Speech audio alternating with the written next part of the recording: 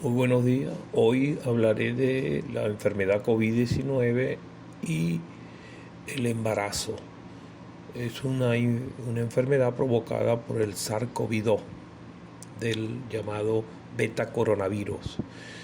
Vamos a hablar de la definición de casos, de cómo se hace el diagnóstico del SARS-CoV-2, la clínica, la valoración de la oxigenación, síntomas y signos de hipoxemia e hipercapnia, hipoxemia feliz, conducta, tratamiento, oxigenoterapia de bajo y alto flujo, criterios para intubar un paciente, riesgos de transmisión durante el procedimiento, ventilación prona, ventilación mecánica no invasiva, ventilación invasiva, criterios de Berlín de SDRA 2012, la vacunación en la embarazada y criterios de alta. Mi nombre es el doctor Ángel Granado, médico internista intensivista del Hospital Universitario Ruy Páez, de la Unidad de Cuidados Intensivos, profesor de la Escuela de Medicina de la Universidad de Oriente, Núcleo Bolívar. El diagnóstico actual de la infección por COVID-19 por el SARS-CoV-2 en el embarazo también sigue los mismos postulados del diagnóstico de una persona no embarazada. Se hace a través de 3 pruebas: la reacción de cadena polimerasa y del test antigénico por hisopado nasal o faríngeo, y por la respuesta serológica después del día 10º. De manera pues que de esta forma podemos saber si un paciente sintomático respiratorio tiene o no SARS-CoV-2, infección por SARS-CoV-2. Es importante que sepamos que las pruebas antigénicas y PCR se utilizan antes de los 10 días. Es decir, de que el paciente tenga síntomas, ya que después de 10 días es probable que no aparezca positiva la prueba, que salga un PCR falso negativo, igual que un test antigénico nasal falso negativo, porque el paciente ya la colonización en la nariz por el virus desapareció.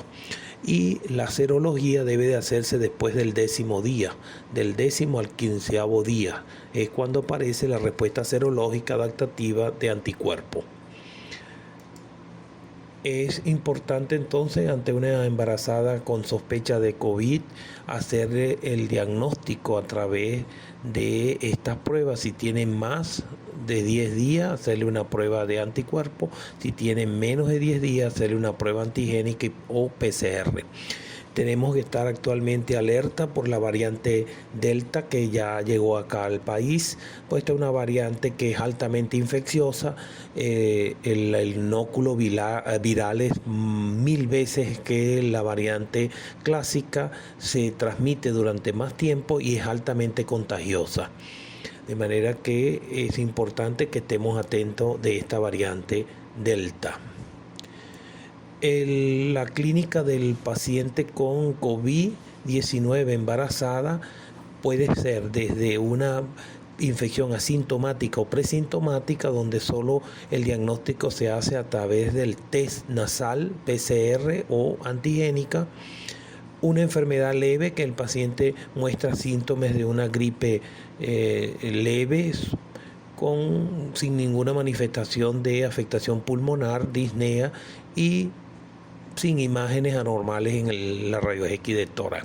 La enfermedad moderada, donde los síntomas son más fuertes y aparecen imágenes radiológicas, pero en el menos del 50% de los campos pulmonares, y el paciente respirando aire ambiente satura más de 94. La enfermedad grave es cuando hay más de 50% de afectación pulmonar y la paciente desatura en aire ambiente, mantiene menos de 93% de saturación de oxígeno, y este paciente se muestra taquipneico y tiene infiltrados pulmonares más del 50%. Si hacemos una relación PAFI, que es dividir la presión arterial de oxígeno entre la FiO2, o fracción de oxígeno que está recibiendo, siempre da menos de 300. Y la enfermedad crítica es un paciente con insuficiencia respiratoria severa, está en shock séptico y con difusión multiorgánica. En relación al embarazo, entonces vamos a enfrentar una paciente embarazada que consulta con síntomas respiratorios.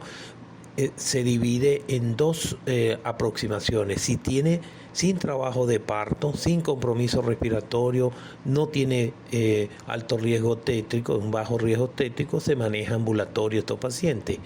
Con compromiso materno, cualquier tipo de compromiso, debemos internarlo en la unidad de COVID o en la UCI si tenemos disponibilidad de cupo, evaluar la edad gestacional, realizar una bienestar fetal. Si la situación es moderada, este paciente debe de hospitalizarse en alto riesgo obstétrico. Si el cuadro es severo y sepsis, debe de este paciente internarse en la UCI y resolverse, finalizar el embarazo por el compromiso materno o fetal. Cuando el paciente ingresa en trabajo de parto, la internación de la embarazada es al alto riesgo obstétrico. Si tiene compromiso materno, se le hace una monitorización del bienestar fetal y unos gases arteriales. Si la saturación está menos de 94 o sin respuesta al aporte de oxígeno, o sea, se le aplica oxigenoterapia y los pacientes no mejoran, ese paciente tiene que ser resuelta por vía expedita de cesárea. Si no hay compromiso, la paciente con monitoreos mantiene buena saturación, 94, se hace control del trabajo de parto y con medidas de bioseguridad todo el personal. Criterios de internación entonces de una materna a cuidados intensivos: una frecuencia respiratoria igual o mayor a 30 respiraciones por minuto, saturación de oxígeno igual o menor a 93, inestabilidad hemodinámica, hipotensión, taquicardia, una tensión menor de 90 a 60, con un llenado capilar lento mayor de 3 segundos, y el paciente alteración de la conciencia, está obnubilada, ostuporótica o somnolienta. Pasamos ahora rápidamente a hablar de los tratamientos del SARS-CoV-2 en la embarazada. Vamos a definir de que el tratamiento va a depender de la gravedad de la enfermedad y del estadio. Si está en un estadio inicial, esta paciente podemos manejarlo y no está con manifestaciones moderadas o severas. Este paciente se maneja con tratamiento sintomático.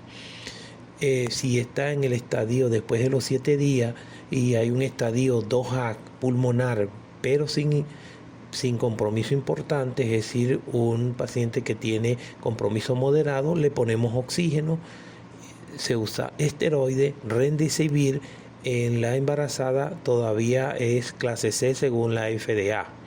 Enoxaparina, obligado ponerle enoxaparina a las embarazadas. Si estamos en fase 3, estadio 3, hiperinflamatoria, tormenta de citoquina, entonces tenemos que anticoagular la paciente, porque estos pacientes tienen grandes complicaciones por la coagulación intrapulmonar que genera. Usamos oxigenoterapia alto flujo, esteroide y enoxaparina anticoagulada la paciente.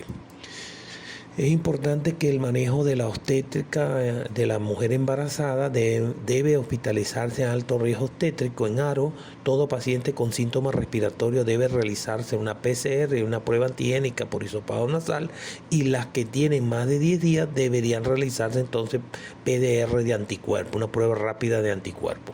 La monitorización de los signos vitales por turno de enfermería y monitorización fetal diaria, pulsiometría continua, evaluar criterios de gravedad clínico, radiológico y gasométrico, rayos X de tórax, torácico, TAC de tórax si es posible, con delantal abdominal, y más pruebas de marcadores inflamatorios cada 48 a 72 horas, como la proteína C reactiva, ferritina, dímero D y LDH. La hematología completa, la urea, creatinina y glicemia y electrolitos séricos diarios. El personal sanitario debe de mantenerse con protección personal completa, uso de dispositivos médicos individualizados, debidamente desinfectados, y protocolos de desinfección de los espacios físicos y manejo adecuado de los desechos biológicos y de la densería en estas áreas. Es importante que el tratamiento sintomático del SARS-CoV-2 en embarazada leve y moderada se usa antipirético, paracetamol, acetaminofén 500 miligramos cada 6 horas, descongestionantes antialérgicos tipo loratadina, hidratación oral, debe mantenerse una hidratación oral en forma importante de 8 a 10 vasos de agua al día, alimentación saludable, vegetales, frutas, yogur, frutas secas, carnes blancas, ensaladas verdes, aceite de oliva y aislamiento domiciliario, reposo relativo, deambulación precoz y no usar antibióticos ni esteroides en la fase leve y moderada del COVID en la embarazada.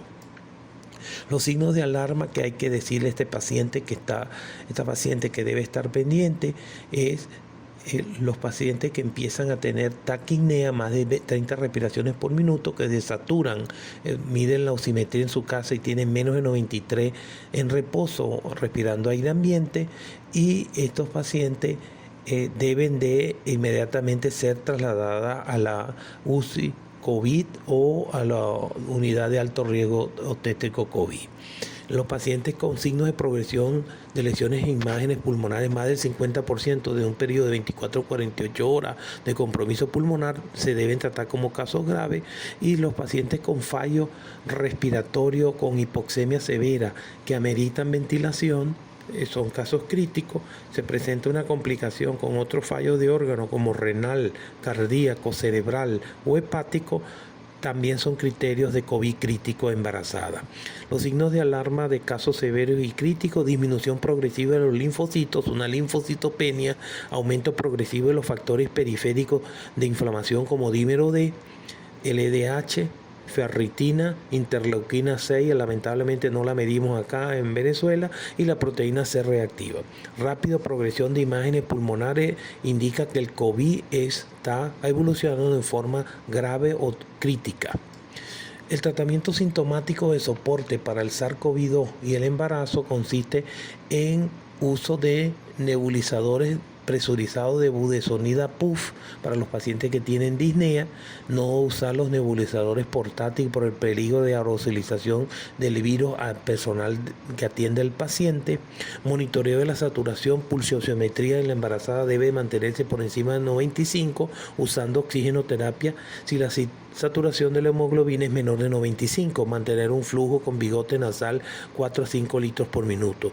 Si hay cianosis y hay una respiración jadeante o paradójica en esta paciente con frecuencia respiratoria mayor de 30, con índice de ROT menor de 4, el índice de ROT es la saturación que muestra el pulso oxímetro dividido entre la fracción de oxígeno que está recibiendo dividido entre la frecuencia respiratoria. Si este índice de ROT da menos de 4, indica que este paciente tiene un compromiso pulmonar importante y debe ser intubada y pasada a cuidados intensivos. La evaluación de la oxigenación en el paciente COVID y embarazada es importante que sepamos los parámetros normales. La saturación debe ser entre 95 a 100.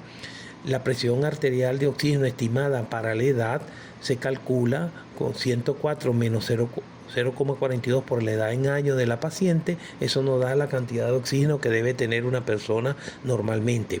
Los valores de los gases arteriales importantes: 85 a 100 de presión arterial de oxígeno, de presión arterial de CO2 35 a 45, con una saturación más del 95% de la hemoglobina, un pH normal entre 7,35 y 7,45 y un bicarbonato de 24 más o menos 2 miliequivalentes por litro.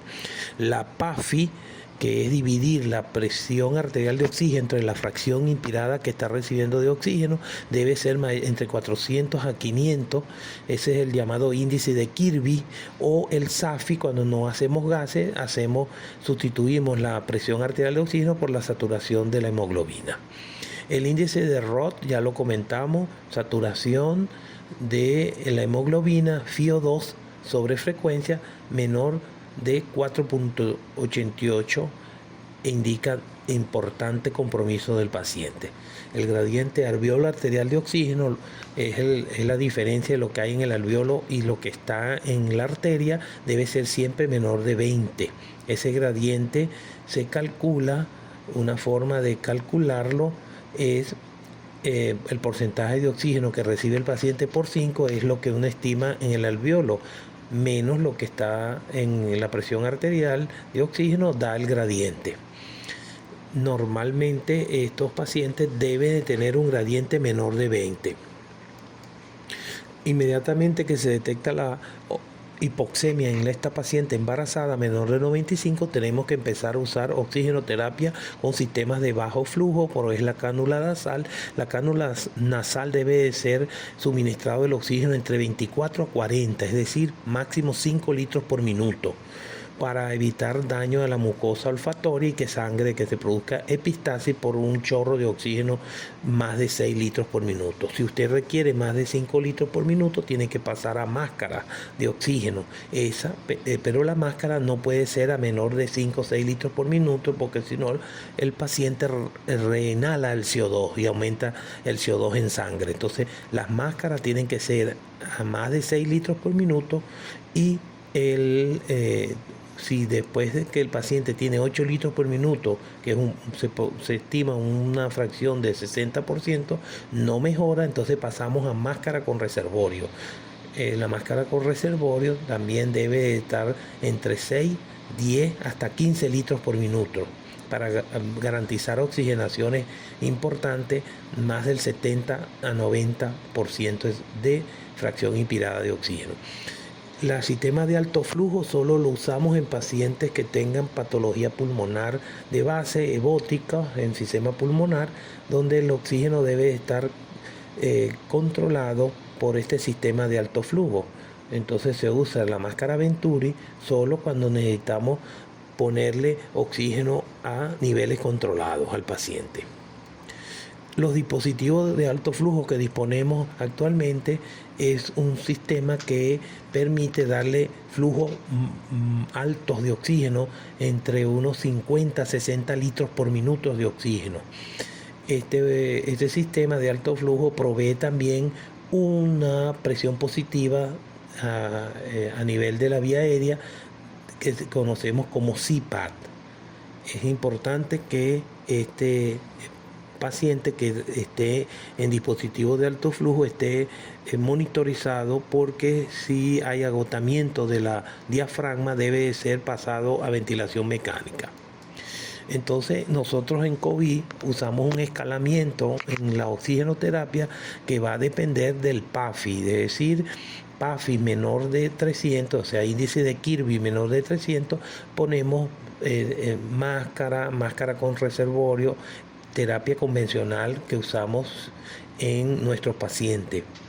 Pero si ya la PAFI está entre 200 moderado, que indica que es un compromiso moderado, debemos usar catéter nasal de alto flujo o ventilación mecánica no invasiva. Nosotros acá en el hospital usamos el sistema CPAP, y si falla vamos a BiPAP. Es importante que estemos atentos del paciente que está en máscara, para, si hay signos de agotamiento, pasarlo ya a ventilación mecánica invasiva, intubarlo con una ventilación protectora de acuerdo al protocolo del SDRA Network, que indica que el volumen minuto debe ser 6 mililitros por kilo, con una plató de menos 30, con una driving pressure menor de 15 y un PIT entre 8 a 10 y una fracción entre 60 a 80% cuando la PAFI es menor de 100. La ventilación mecánica no invasiva, tenemos que escoger el ventilador o la unidad BiPAP y la interfase adecuada de la máscara. Y estar pendiente de un paciente que está en ventilación no invasiva del índice de Roth y de la escala ACOR. La escala ACOR nos permite predecir si el paciente en ventilación no invasiva va a fallar. Un ACOR de 4 puntos, un índice de Kirby, un índice de Roth menor de 4 indica que el paciente va a fallar. La escala ACOR consiste en medirle la frecuencia cardíaca al paciente, el pH, la clara de Glasgow, el PAFI y la frecuencia respiratoria. Si eso da más de 4 puntos, el paciente va a fallar y va a haber en 1 o 2 horas que intubarlo. Sopesando los riesgos de la intubación, recuérdense que cuando vamos a intubar a un paciente COVID, estamos aerosolizando el virus en el momento que invadimos la vía aérea. Si el paciente tose, va a haber un compromiso del equipo de salud que atiende el paciente, entonces hay un riesgo de intubar o no intubar, demorar la intubación, con el riesgo de que si demoramos la intubación puede ser tardía y ya el paciente lo intubemos en paro. Ahora, 86% de los pacientes intubados fallecieron el año pasado, lo cual hace que la intubación tiene que estar muy bien cuidada por el riesgo que hay de barotrauma con un paciente que tiene un pulmón rígido. La intubación temprana pudo salvar vida, por lo que el planteamiento de Shoemaker, que dice que si dejamos un paciente con un trabajo respiratorio por mucho tiempo, va a haber una deuda de oxígeno en su cuerpo que al final va a complicar con falla multiorgánica. Y el planteamiento del doctor Yoshida, que dice que si dejamos un paciente en trabajo respiratorio aumentado, va a producir un P-Ceiling, un daño pulmonar autoinfligido por el esfuerzo respiratorio. Necesitaba intubar el paciente, entonces cuando planteamos la intubación, bueno, cuando ocurre un paro hay que intubar al paciente durante las maniobras RCP, o cuando el paciente está en coma, ha perdido el control de la vía aérea, también hay que intubar, o cuando el paciente tiene un aumento del trabajo respiratorio mayor de 30, tiene una hipoxemia con un PAFI menor de 150, o no mejora a pesar de todo el tratamiento, o está 2 horas en ventilación no invasiva o alto flujo y el paciente no mejora. De manera que hay que plantear rápidamente la intubación.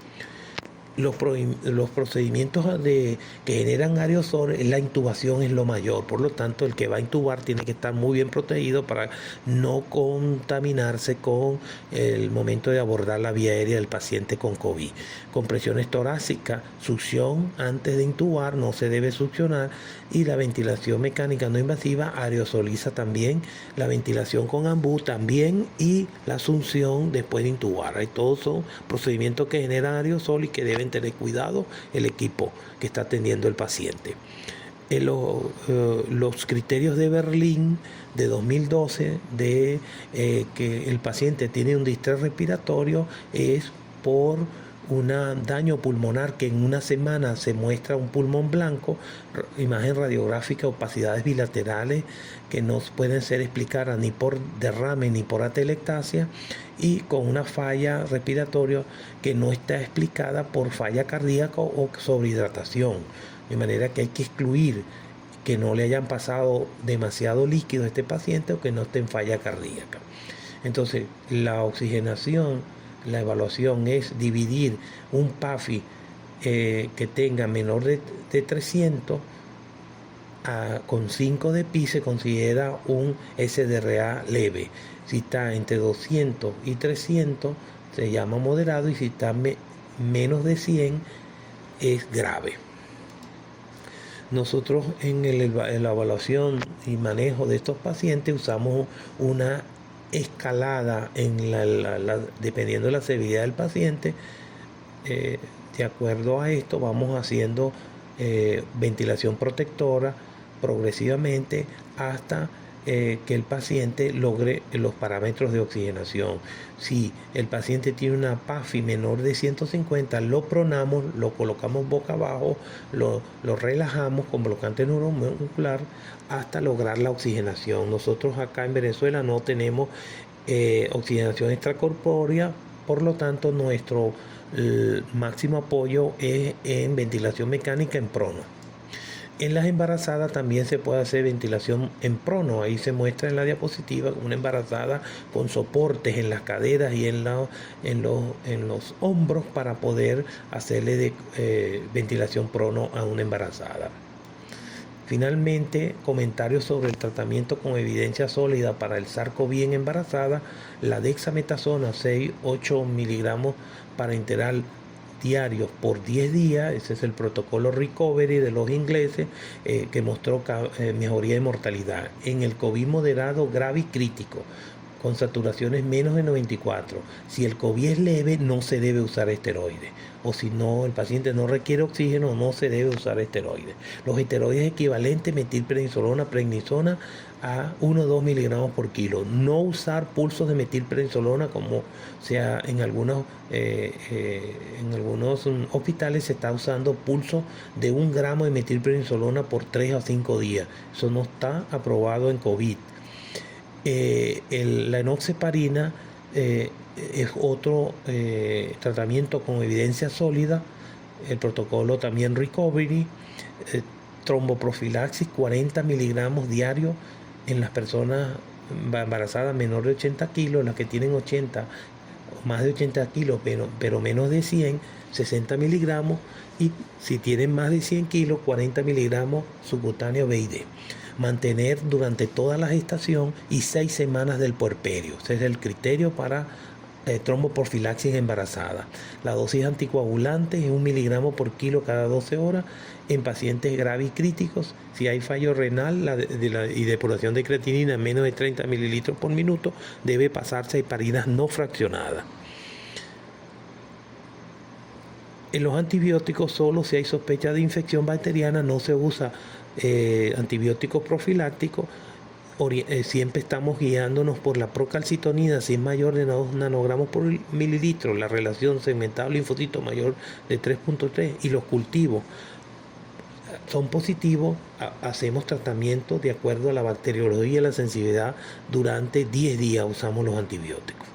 Pacientes en UCI intubados, usamos entonces ventilación prona, ventilación protectora, 6 a 8 cc por kilo. Mantenemos PI bajo, 5 a 10, presión meseta menor de 30, drive impression menor de 15, posición prona con soporte para la embarazada, si la PAFI es menor de 150, durante 16 a 18 horas. La posición de cúbito lateral izquierdo, cuando no está en prona, debe de mantener para evitar el colapso de la cava inferior por el útero gestante, y la pseudoanalgesia y relajante neuromusculares la usamos dosis respuesta. En pacientes embarazadas usamos soluciones cristaloides balanceados, Ringer lactato de Harman. En la solución salina, recuérdese que produce acidosis hiperclorémica. Entonces, en estos pacientes hay que tener cuidado, no se usa albúmina, ya que la albúmina, por el daño endotelial pulmonar, se va hacia el intersticio pulmonar y empeora la oxigenación. Usamos la restricción de líquidos, no usamos líquidos intravenosos en la embarazada para evitar el encharcamiento pulmonar por sobrehidratación, y están prohibidos los gelofuscines, cualquiera de las gelatinas, dextrano, porque interfieren con la coagulación. En el shock séptico por COVID usamos drogas de vasopresoras cuando no logramos mejorar la presión arterial media mayor de 65. Usamos, y el lactato está mayor de 2 milimoles o 16 miligramos por decilitro, usamos norepinefrina como droga de primera línea. No tenemos vasopresina en Venezuela, y epinefrina de segunda línea. No usamos dopamina para protección renal porque no ha demostrado utilidad. Y en pacientes que tienen disfunción cardíaca, es decir, compromiso de disfunción diastólica del ventrículo izquierdo y con hipoperfusión, usamos infusión de dobutamina para mejorar la contractilidad miocárdica. En los adultos que tienen sepsis por COVID y sospechamos insuficiencia suprarrenal aguda, usamos esteroides como el protocolo de la campaña de sobrevivencia de la sepsis, 50 miligramos cada 8 horas, máximo 200 miligramos diarios, hasta que se mejore la respuesta a los vasopresores. El tratamiento sin evidencia sólida para SARS-CoV-2 en embarazada, Remdesivir categoría C, de acuerdo a la FDA, no cambia mortalidad, y bajo el consentimiento informado a la parturienta, a la embarazada pudiésemos usar el Remdesivir en los primeros 7 días. Antileuquinas monoclonales tipo anakinra, interleuquina 1, o tocilizumab, tenra o itolizumab, Rubinsa, no están aprobados por la FDA. En los pacientes COVID no cambia mortalidad y se usa solo en caso de tormenta de citoquina, donde la proteína C reactiva sea mayor de 75 miligramos decilitro. El plasma de pacientes convalecientes que se han recuperado de COVID no cambia mortalidad, el riesgo de enfermedades transmitidas por la sangre y a la inmunización, así como los fenómenos TRAL, TACO y ADE que se han visto con la transfusión de plasma de pacientes convalecientes. El criterio es que se use en los primeros 3 días de la enfermedad, donde se demostró que disminuyó mortalidad. Y las vitaminas E, D y zinc solo si hay déficit en las embarazadas. Y tratamientos sin evidencia sólida para COVID en la embarazada. Los estudios clínicos Discovery, Recovery, Solidarity y Clinical Trial de GOVE han demostrado las mejores evidencias para el uso de los medicamentos en el SARS-CoV.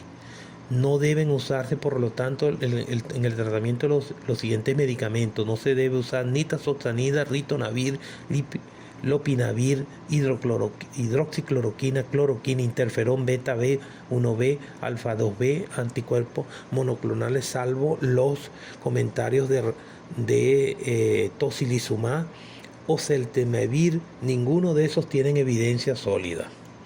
Finalmente, las medidas con evidencia sólida para prevenir que las embarazadas se infecten son distanciamiento físico mayor de 2 metros, uso de la mascarilla y lentes de pantalla facial, aseo frecuente con solución jabonosa o gel hidroalcohólico, no tocarse la cara, los ojos, la boca, la nariz, no saludar con apretón de manos o besos y evitar aglomeraciones en espacios cerrados, no salir de su casa y cumplir la cuarentena.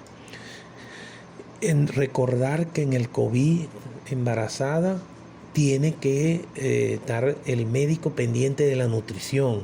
Nosotros hacemos nutrición precoz. Inicialmente, del primero al tercer día, comenzamos con 20 kilocalorías por kilo, con 1.2 gramos de proteína por kilo, y vamos avanzando a 25 kilocalorías, 1.5 gramos de proteína, y a la semana ya estamos dando 30 kilocalorías por kilo con 1.8 a 2 gramos de proteína por kilo de peso día. La nutrición avanza de hipocalórica a nutrición isocalórica y con las vitaminas que se requieren durante el embarazo. Finalmente, la vacunación para el SARS-CoV-2 en la embarazada, dada la mayor mortalidad del SARS-CoV-2 en el segundo y tercer trimestre del embarazo, con mayor riesgo de parto pretérmino, retardo de crecimiento intrauterino y otros resultados adversos, se ha comenzado ya la vacunación de las embarazadas después de la semana 14 a 16 de embarazo. Es a nivel mundial que se está haciendo este programa de vacunación en embarazada. Y existen varias vacunas ya que se están usando. La vacuna de ARN mensajero, de adenovirus y coronavirus inactivo, todas pueden usarse durante el embarazo. Y los criterios de alta en una embarazada es ausencia de fiebre por más de 24 horas sin antipirético y mejoría clínica en la tos y la disnea, saturación de 95% sin oxígeno, respirando aire ambiente y sin alteraciones del ritmo cardíaco ni de su conciencia, con signos vitales estables, tolerancia a la vía oral, no tiene manifestaciones diarreicas y los marcadores inflamatorios están normales o en descenso progresivo, coagulación normal. No es necesario la reacción de cadena de polimerasa o la prueba de anticuerpos para reincorporación al trabajo de ninguna persona que post-COVID. Es importante que la embarazada en el puerperio tenga 6 semanas de tromboprofilaxis en su casa, porque hay aumento de riesgo de fenómenos trombóticos hasta las 6 semanas. Bien, con esto hemos revisado los aspectos más importantes del tratamiento en el paciente COVID en la embarazada. Muchas gracias.